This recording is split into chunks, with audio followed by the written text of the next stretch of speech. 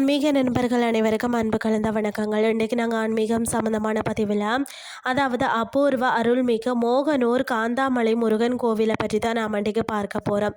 அதாவது நாமக்கல்லில் இருந்து சுமார் 19 கிலோமீட்டர் தொலைவில் அமைந்திருக்கக்கூடிய வரலாற்று சிறப்புமிக்க புண்ணிய தலம் தான் மோகனூர் காந்தாமலை கோவிலின் தனித்துவமான சிறப்புகளை பார்க்கலாமா வாங்க. பொதுவாக சிவன் பீடமான ஆவுடையார் மீது முருகன் நின்ற கோலத்தில் காட்சி அளிப்பது மிகவும் அபூர்வம்னு தான் சொல்லணும். உலகிலேயே வேறு எந்த இடத்துலையும் எந்த தளத்திலையுமே காண முடியாத இந்த அரிய திருக்கோலத்தை இங்கு தரிசிக்கலாம். மேற்கு நோக்கிய நடை, அதாவது பழனி தலத்தை போலவே இங்கு பாலசுப்பிரமணிய சுவாமி மேற்கு திசை நோக்கி தண்டாயுத பாணியாக அருள் பாலிக்கிறார். 39 புனித படிகள் குன்றின் மீது அமைந்துள்ள இந்த கோவிலை சென்றடைய 39 படிகள் இருக்கிறதோ. இவை 27 நட்சத்திரங்கள் மற்றது 12 ராசிகளையும் குறிப்பதாக ஐதீகம். அது மட்டுமல்லாமல் மாம்பழத்துக்காக பெற்றோரிடம் கோபித்து கொண்டு பழனி நோக்கி வந்த முருகனை பார்வதி தேவி மகனே நில் என்று அன்போடு அழைத்த இடம்தான் இதாம்.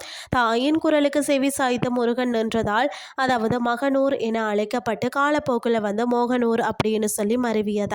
பிரார்த்தனை மற்றது பலன்களை பொறுத்த வரைக்கும் செவ்வாய் தோசை நிவர்த்தி. திருமண தடை இருக்கிறவங்க செவ்வாய்க்கிழமைகளை சுவாமிக்கு மஞ்சள் வஸ்திரம் சாற்றி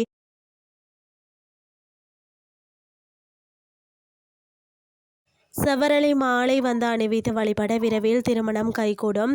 அது மட்டுமில்லாமல் நட்சத்திர தோஷம் நீங்கணும்னா ஜாதகத்தில் உள்ள அனைத்து விதமான நட்சத்திர தோஷங்களும் இந்த தல முருகனை வழிபட சுபீட்சமாக நிவர்த்தியாகுமாம்.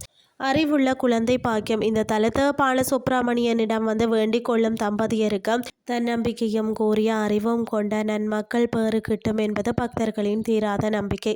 உங்கள் குடும்பத்துடன் சென்ற அருள்மிகு பாலசுப்பிரமணிய சுவாமியின் அருளை பெற்று வாருங்கள் என்று சொல்லி கூறிக்கொண்டு இன்றைய ஆன்மீகம் சார்ந்த பதிவை நிறைவு செய்து கொள்கிறேன்.